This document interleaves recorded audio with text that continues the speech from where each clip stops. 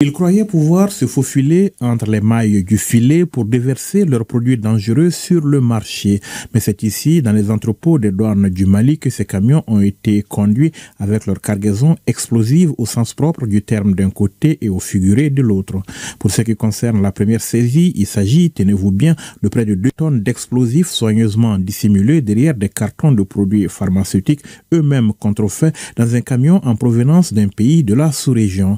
Un chargement à très haut risque avec de gros enjeux sécuritaires dans un contexte de lutte contre le terrorisme et la criminalité transnationale. Cette saisie porte sur 15 915 unités d'explosifs. La saisie a été opérée comment? C'est sur la base d'exploitation des renseignements et qui a abouti à un ciblage d'un camion en provenance de la sous-région. Les produits étaient dissimulés avec une quantité importante de produits pharmaceutiques en dessous d'autres marchandises. Donc, ni était l'exploitation du renseignement, c'est pas possible. La deuxième saisie présentée ce jour par les douanes du Mali s'est opérée le 15 juillet dernier quand une patrouille de la direction du renseignement et de la lutte contre la fraude file et intercepte à la périphérie de Bamako 3 camions qui déchargeaient leur cargaison. Il s'agit de 6 conteneurs de boissons alcoolisées dissimulés derrière des boissons énergétiques.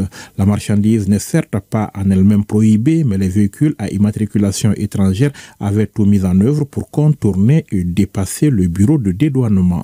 Cela dans un contexte où l'État malien a adopté des mesures fiscales renforcées avec une taxation spécifique sur certains produits, notamment les boissons alcoolisées.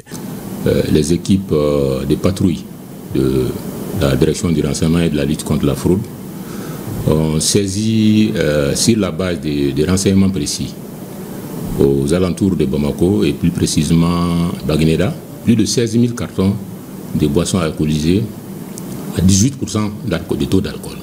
Donc, cette saisie a été effectuée en total contournement de la procédure douanière. Heureusement que les services de surveillance sont là pour mettre l'État dans ses droits.